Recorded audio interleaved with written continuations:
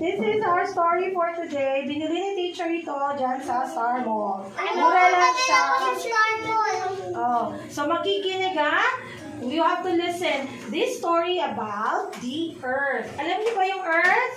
And this is where we live. Exactly. This is where we live. And we have to take care of our earth. Bakit? Why do you have to take care of the earth? Bakit natin yan? And that's because we don't have a home. Yes. Pag nasira na si earth, wala na tayong Pwede home. po tumira sa Mars.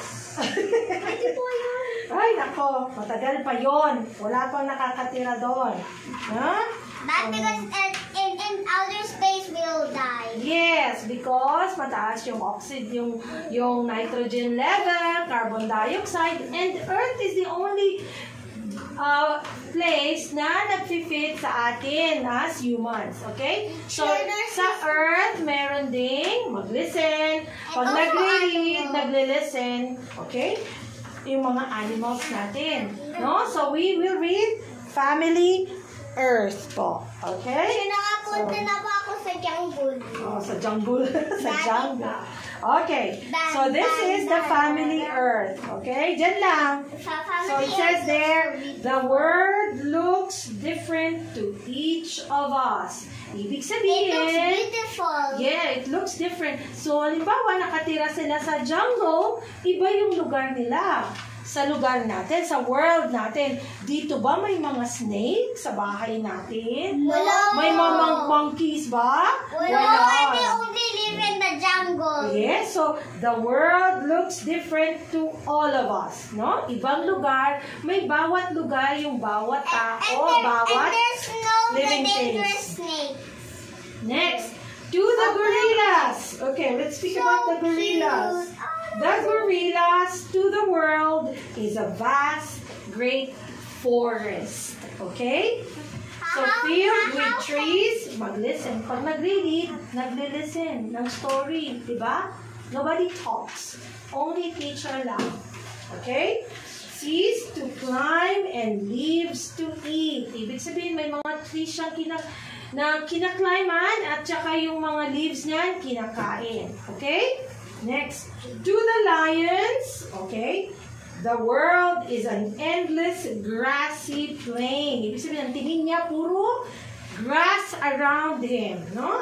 Sometimes hot and dry, sometimes green and wet. Alright, next. Ganda ng pictures natin, oh. Okay, next. Picture mo yan po, teacher? No, this is a book. I bought it from the bookstore. Some leopards. Yan, leopards. So cute. See the world as a giant mountain. Ang tingin niya sa mundo niya, puro bundok. No? Buntok. Cold and windy, rocky and snowy. Gusto kasi nila cold daw. Dolphins. Yan, dolphins. No? Live It's like a dog and a fin. in a world of water. The world seems to go on forever, constantly changing from light to dark, warm to cold, shallow and deep. Anong shallow? Mababaw. And deep is malalim. Ganda ng picture, no? Penguin. Yes. Okay. Oh, flowing rivers, quiet ponds, quiet, and muddy banks are the only world the hippo knows. Yung mga hippopotamus? Huh? Hippopotamus? Yeah, hippopotamus. Alright. We live in our own world. Ano nga to? Ano to? In our own world. Okay, next we have leopards. More leopards. Yeah, leopards do not swim with dolphins. Hindi siya nag-swim kasama ng dolphins. That's so silly. They have